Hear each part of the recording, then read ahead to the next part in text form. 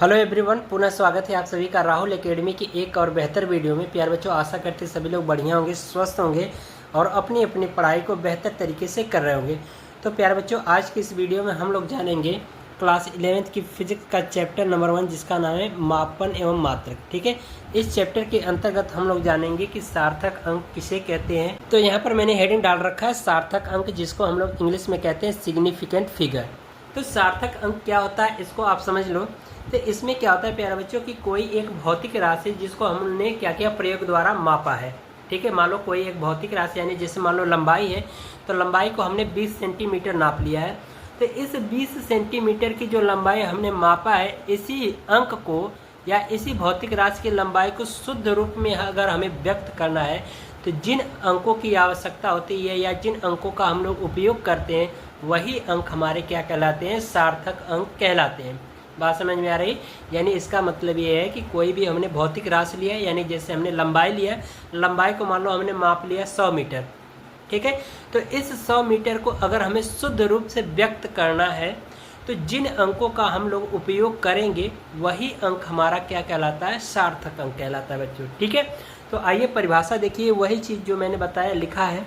इसमें कहा जा रहा है कि किसी प्रयोग से प्राप्त राशि के शुद्ध मापन को व्यक्त करने के लिए जिन अंकों का उपयोग किया जाता है, उन अंकों को सार्थक अंक कहते हैं। यानी कि किसी भी भौतिक राशि को हमने मापा, उस राशि के मान को हमें क्या करना है, शुद्ध रूप से व्यक्त करना है। तो जिन अंकों की आवश्यकता होगी, वही अंक हमारे क्या कहलाते हैं, सार्थक अंक कहलाते हैं बच्चों। ठीक है, अथवा करके एक और परिभाषा है, इसको देख लीजिए।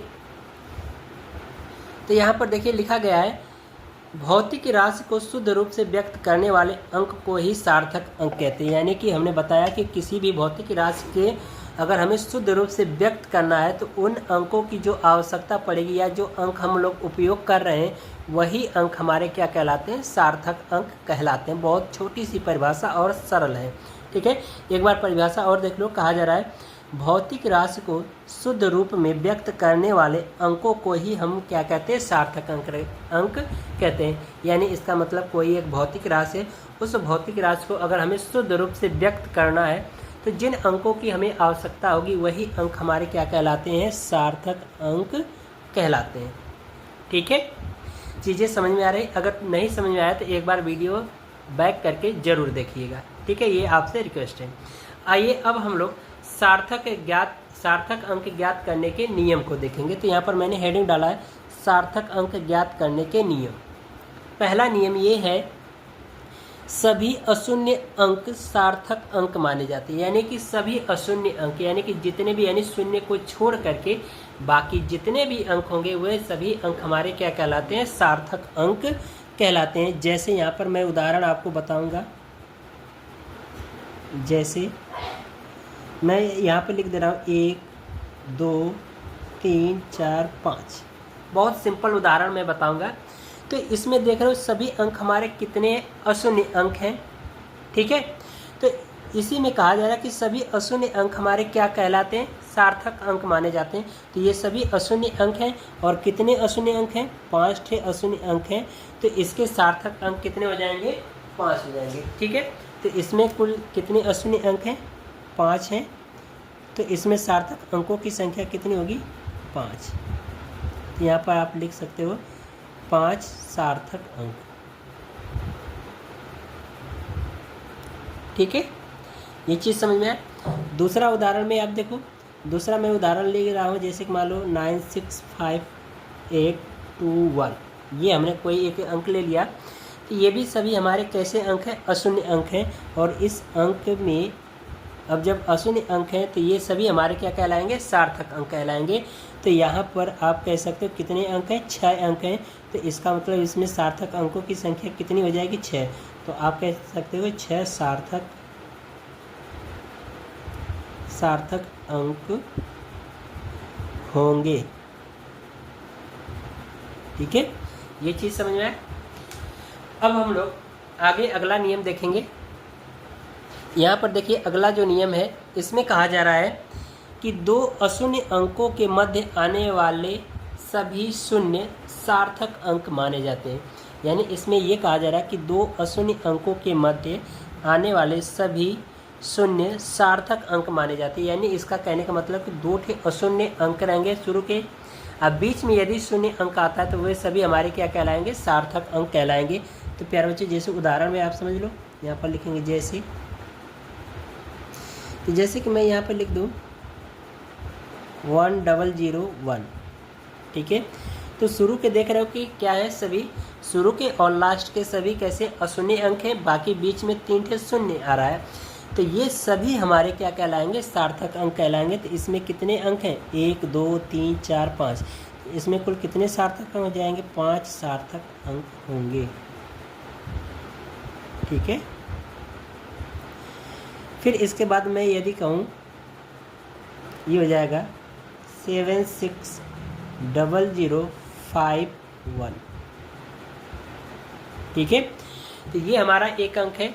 तो देख रहे हो शुरू के 2 अंक और लास्ट के 2 अंक सभी कैसे हैं, अशून्य अंक हैं, और बीच में 2 शून्य अंक आ रहे हैं।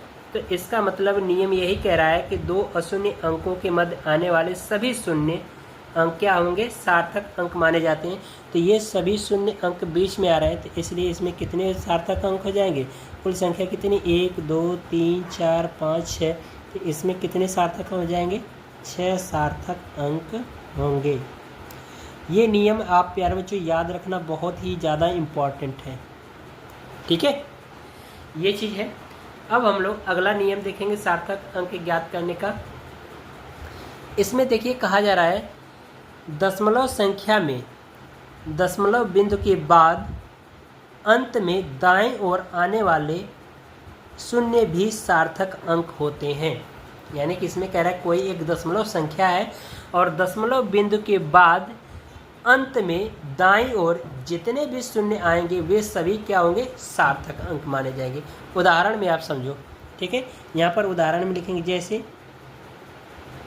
इसमें कह रहा है कि दशमलव वाली संख्या की बात कर रहा है। तो जैसे कि हमने यहाँ पर लिख दिया 15 दशमलव, तो ये कह रहा है कि इसमें कि दशमलव बिंदु के बाद अंत में दाईं ओर आने वाले शून्य सभी क्या होंगे, सार्थक अंक होंगे। तो मैंने लिख दिया 15.135 और ये मान लो 3 ठे हमने 0 लिख दिया।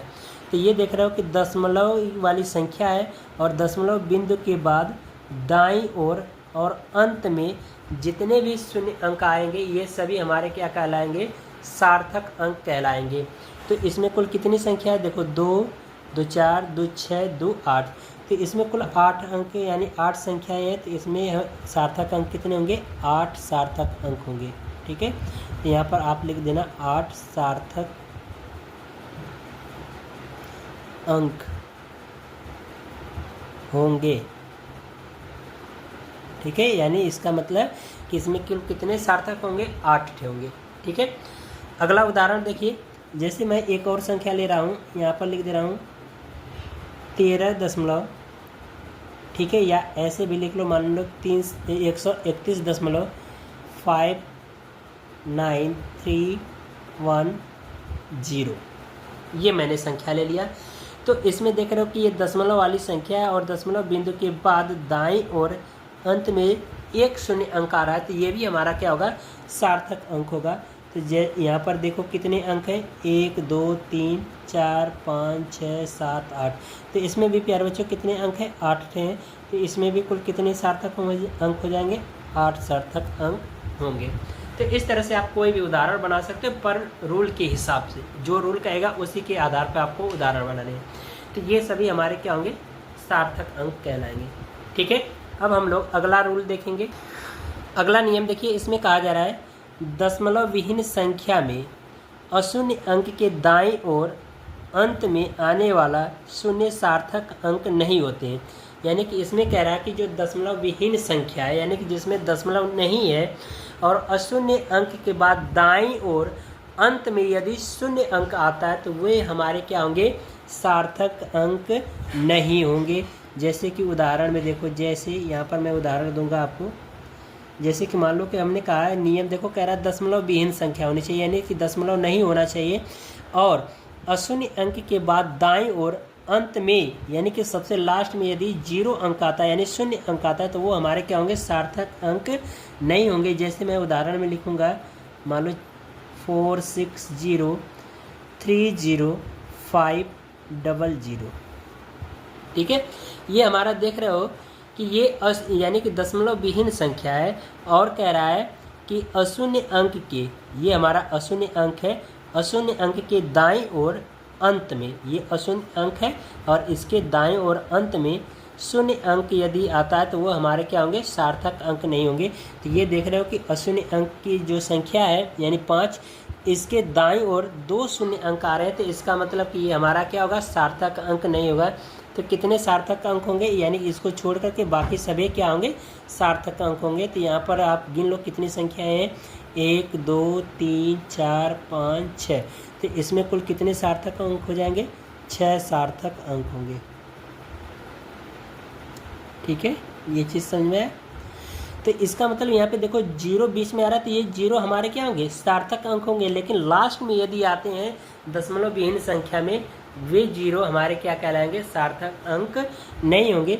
जैसे कि मैं एक और उदाहरण ले रहा हूँ, 9056110, ठीक है, 98, ठीक है, 9, चलो 0 इसी को इतना 0 और ठीक है 9 0 ले लेते हैं। तो इसमें देखो ये हमारी दशमलव विहीन संख्या है और ये हमारा क्या है, 9 एक अशून्य अंक है और इसके दाईं ओर 1 शून्य अंक आ रहा है। तो इसमें ये हमारा क्या होगा, ये वाला शून्य सार्थक अंक नहीं होगा। बाकी कितनी संख्याएं सार्थक अंक होंगी, तो देखो 3 3 और ये 4 7। तो इसमें कुल कितने सार्थक अंक होंगे, 7 सार्थक अंक होंगे। यानी इस शून्य को छोड़ देंगे, बाकी सभी संख्याएं क्या होंगे, सार्थक अंक होंगी। ठीक है, ये रूल है इसका सार्थक अंक का। अब अगला नियम देखिए लास्ट।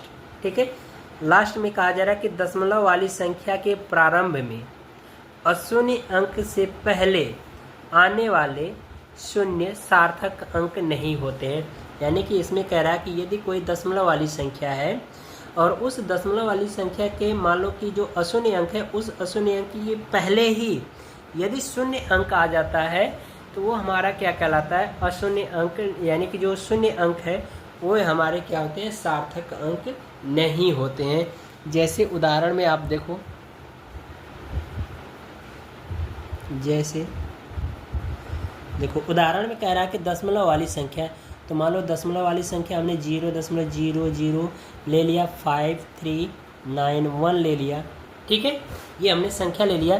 तो इसमें कह रहा है कि दशमलव वाली संख्या के प्रारंभ में, यानी कि शुरू में ही अशून्य अंक से पहले, यानी कि इस अशून्य अंक के पहले यानी कि शून्य अंक आता है तो वो हमारा क्या होता है, सार्थक अंक नहीं होता है। तो ये देख रहे हो, इस अशून्य अंक के पहले ही क्या हो गए, दशमलव वाली संख्या में अशून्य अंक के पहले ही क्या आ गए, शून्य अंक आ गए। तो ये हमारे क्या होते हैं, सार्थक अंक नहीं होंगे। बल्कि कितने अंक हमारे सार्थक होंगे, 1 2 3 4, यानी इनको छोड़ करके बाकी सभी क्या हो जाएंगे, सार्थक अंक हो जाएंगे। तो इसमें कितने सार्थक अंक होंगे, 4 सार्थक अंक। ठीक है, इसमें कुल कितने सार्थक अंक होंगे, 4 होंगे। ठीक है, और यदि उदाहरण से समझना चाहते हैं तो और उदाहरण मैं आपको दे दूं कि मान लो 0.02913 मान लो इतना एक और हमने ले लिया। ठीक है, तो ये भी हमारी संख्या देख रहे हो कि ये अशून्य अंक के पहले ही आया, तो ये हमारे क्या होंगे, सार्थक अंक नहीं होंगे। बल्कि कितने सार्थक अंक होंगे, इसमें 5 होंगे। ठीक है, 5 सार्थक अंक होंगे। यदि एक और उदाहरण आप लेना चाहते हो छोटी संख्या में ले लीजिए, तो जैसे मैं कहूँ 0.001। ठीक है, ये हमने एक संख्या ले लिया। तो ये देख रहे हो कि दशमलव वाली संख्या और इस दशमलव वाली संख्या में अशून्य अंक के पहले ही 2 0 आया है, तो ये हमारे क्या होंगे, सार्थक अंक नहीं होंगे। बल्कि कौन होगा, यही होगा। तो इसमें 1 सार्थक अंक होगा, सार्थक अंक। ठीक है, ये चीज़ है प्यारे बच्चों। ठीक है, अब मैं आपको थोड़ा सा कुछ एक्स्ट्रा चीज़ें बता दे रहा हूँ जो कि आपको ध्यान रखना बच्चों। ठीक है, उसकी आवश्यकता पड़ती है। ठीक है, तो इसमें क्या होगा, आपको ध्यान रखना प्यारे बच्चों ये कि यदि हम कोई मान लेते हैं कि 3 संख्या ले रहे हैं, उनको जोड़ना है। तो मान लो कि हमने एक संख्या ले लिया। ठीक है, यहाँ पर देखो हमने एक संख्या ले लिया 0.2312। ठीक है, ये हमने एक संख्या ले लिया।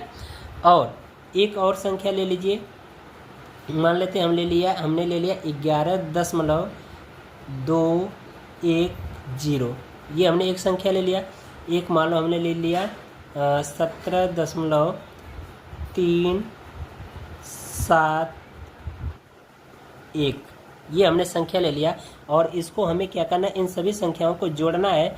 तो हमें क्या करना होगा, जब जोड़ेंगे प्यारे बच्चों तो दशमलव के नीचे बिल्कुल सीधे में रखेंगे।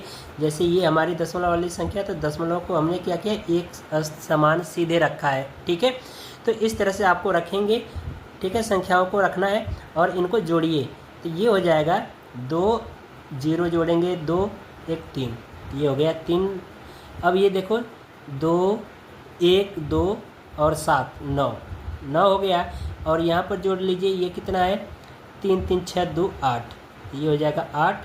और इनको दशमलव लगा दीजिए, इनको जोड़िए, तो ये हो जाएगा 10 के 0, यानी कि 3 और 7, 10 के 0 हासिल 1 2 3, तो ये हमारा हो गया।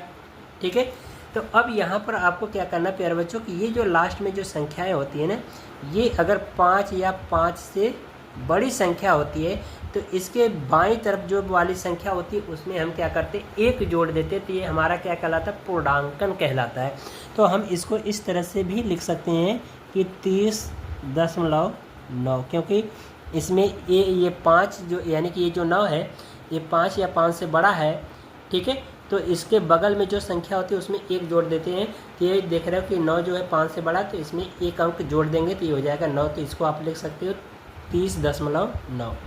ठीक है, ये भी आप लिख सकते हो। इसको आप ध्यान रखना, ये आपको आगे चल करके ज़रूरत पड़ेगी, कब, जब हम लोग न्यूमेरिकल हल करेंगे तब। ठीक है, तो इस तरह से प्यारे बच्चों आज की वीडियो कंप्लीट होती है। यदि वीडियो आपको पसंद आई हो तो वीडियो को लाइक करिए और चैनल को सब्सक्राइब कर लिए। मिलते हैं अगले वीडियो में, तब तक के लिए गुड बाय, थैंक यू, जय हिंद।